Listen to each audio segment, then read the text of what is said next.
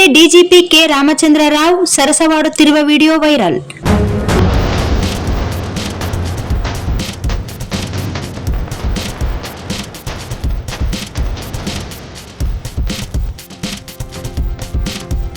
ನಾಗರಿಕ ಹಕ್ಕು ಜಾರಿ ನಿರ್ದೇಶನಾಲಯದ ಡಿಜಿಪಿ ಕೆ ರಾಮಚಂದ್ರ ರಾವ್ ಅವರ ರಾಸಲೀಲೆ ವಿಡಿಯೋ ವೈರಲ್ ಆಗಿದೆ. ಕಚೇರಿಯಲ್ಲಿ ಸಮವಸ್ತ್ರದಲ್ಲಿರುವಾಗಲೇ ರಾಮಚಂದ್ರ ರಾವ್ ಅವರು ಮಹಿಳೆಯೊಬ್ಬರ ಜೊತೆ ಸರಸ ಸಲ್ಲಾಪದಲ್ಲಿ ತೊಡಗಿರುವ ದೃಶ್ಯದ ತಣುಕು ಈಗ ಹೊರಬಂದಿದೆ. ಈ ವಿಡಿಯೋ 5-6 ತಿಂಗಳಿನ ಹಿಂದಿನದು ಎಂದು ತಿಳಿದು ಬಂದಿದೆ. ಸರ್ಕಾರ ಇದರ ಬಗ್ಗೆ ಯಾವ ನಿರ್ಧಾರ ಕೈಗೊಳ್ಳಲಿದೆ ಎಂಬುದನ್ನು ಕಾದು ನೋಡಬೇಕಿದೆ. ಈ ಕಾಲದಲ್ಲಿ ಏನು ಬೇಕಾದರೂ ಮಾಡುವ ಸಾಧ್ಯತೆ ಇದೆ. ಇದರ ಬಗ್ಗೆ ವಕೀಲರ ಜೊತೆ ಚರ್ಚಿಸಿ ಮಾತನಾಡುತ್ತೇನೆ ಎಂದು ಡಿಜಿಪಿ ರಾಮಚಂದ್ರ ರಾವ್ ಸುದ್ದಿಗಾರರ ಪ್ರಶ್ನೆಗೆ ಉತ್ತರಿಸಿದ್ದಾರೆ.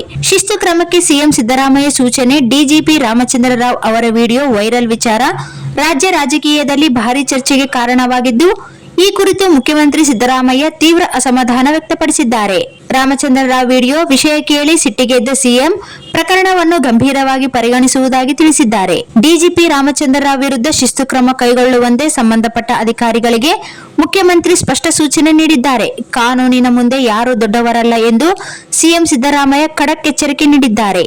ವಿಡಿಯೋ ಪ್ರಕರಣದಲ್ಲಿ ರಾಮಚಂದ್ರ ರಾವ್ ತಪ್ಪು ಮಾಡಿದ್ದಾರೆ ಎಂಬುದು ಸಾಬೀತಾದಲ್ಲಿ ಯಾವುದೇ ಮುಲಾಜಿಲ್ಲದೆ ಕ್ರಮ ಕೈಗೊಳ್ಳಲಾಗುವುದು ಎಂದು ಮುಖ್ಯಮಂತ್ರಿ ಸ್ಪಷ್ಟಪಡಿಸಿದ್ದಾರೆ. ಕಾನೂನು ಪ್ರಕಾರ ತನಿಖೆ ನಡೆಯಲಿದೆ, ತಪ್ಪಿತಸ್ಥರಿಗೆ ಶಿಕ್ಷೆ ತಪ್ಪದೇ ಆಗಲಿದೆ ಎಂದು ಸಿಎಂ ಸಿದ್ದರಾಮಯ್ಯ ಹೇಳಿದ್ದಾರೆ.